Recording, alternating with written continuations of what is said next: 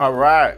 So, Barcelona beats Alaves 2-0 with a goal from Carlos Alena and Luis Suarez.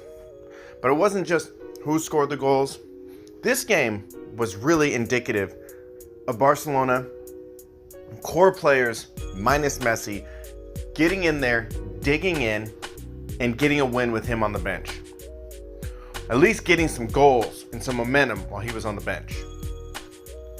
Messi started the game on the bench, and you really got to think about it. Alaves is no joke. They're ranked 7th, I believe, in La Liga board. They're not a low-ranked team. They are a hard-hitting team. They are a full-capacity fan-building team. They will fill up their home field advantage, and they will get loud. This is a team that if you go in there and you take it as no joke, you're going to lose. Or you're going to draw. Something like that. But what I noticed too was, so the lineup was interesting. So you had Nelson Semedo right fullback, Umtiti, PK in the back, and then you had Sergio Roberto on the left fullback, giving Jordi Alba a rest. In the middle, Carlos Alena, Arturo Vidal, and Sergio Busquets. And the top three, which was interesting, a very good combination, a very rare combination in the Barcelona up front. You had Philippe Coutinho as a left wing. You had Suarez as a striker and Ousmane Dembele on the right, which was kind of an interesting play. And I think they would need a little bit of practice, but more than anything, that front three was unable to get as much service as you would hope because of the fact that you've got a whole different deal going on. You've got the fullbacks. Obviously Coutinho is able to get fed the ball a lot when Jordi Alba's playing left fullback because he's able to do overlapping runs, get space. They have to play Jordi Alba honest. They're gonna have to mark him, which leaves Coutinho open a little bit. But in this case, I found that there was quite a few times where Coutinho, he spent a lot of time on the ball. He got the ball with nowhere to put it. He was coming back in for service, but didn't have anyone in a slanting run because Alaves played with 7 or 8 people in the box at all times, blocking it up in the front. Now, I'm not saying they parked the bus, but they are a very solid defensive team. Their tactics were strong. You had Carlos Alena dancing on the ball, trying to find somebody. He played great. He had a very energetic first half. He played well and ultimately ended up scoring. But so it was a great showing for Carlos Alena. You had Arturo Vidal, who was being the grinder all game. He was the grinder. I mean, Alaves is the team that puts a little extra on every hit. They come in with bigger shoulders. They come in with slide tackles. And Arturo Vidal was giving it right back.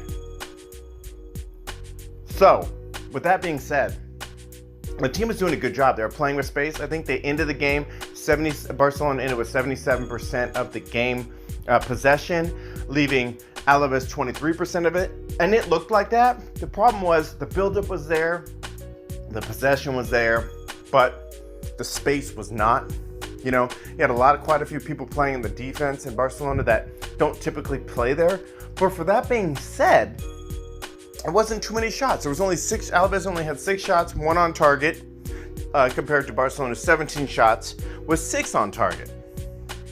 So with a squad of not necessarily your starting squad, with a squad that you're preparing for, resting players for Champions League, I think they did a really good job of resting some of the key players and substituting players in those positions that may not typically play.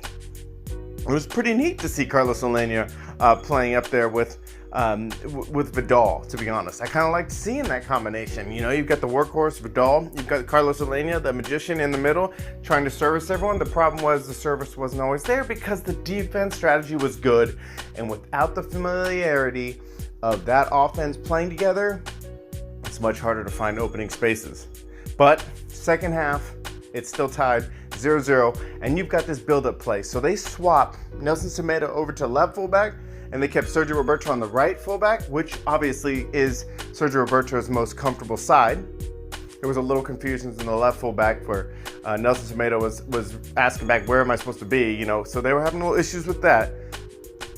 But on the positive side, the very first goal came through Sergio Roberto because he was pulling up, he was pushing up in the offensive half of the third. He got the ball, He was passing it to two slanting runs. First, the person nearest, Luis Suarez, second person, Carlos Alena, and he passed the ball right in front of the 18-yard box as a diagonal slanted pass as he was dragging himself from the outside of the right side, outside of the right, into near the box. Suarez dummies the ball. It continues to Carlos Alena, pulls it on his left foot, hits it in the left side of the goal, bam. Sweet goal, sick goal. It was a great goal. It was a great build-up, but it was also because a lot of the players the build-up players were more comfortable in their positions. And Carlos Alena was making a great move, and he called for it too with confidence. He called that ball, he got that ball, and that's how they got their first goal. And that was about in the 53rd minute.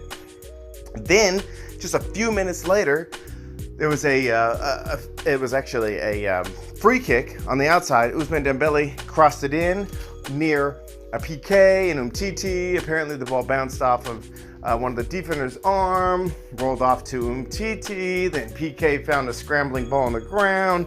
He hits the ball in, doesn't go all the way. Umtiti helps finish the ball in. They score. Everyone celebrates for about half a second until they realize the VAR is going to go ahead and review it. The VAR goes and reviews it. They didn't say it was a goal. They didn't say it wasn't a goal. They said it was a handball and a penalty kick. So it's like VAR came through, changed the entire decision. It was a handball. Luis Suarez basically pulled up. It's cold as ice. Right foot, right corner.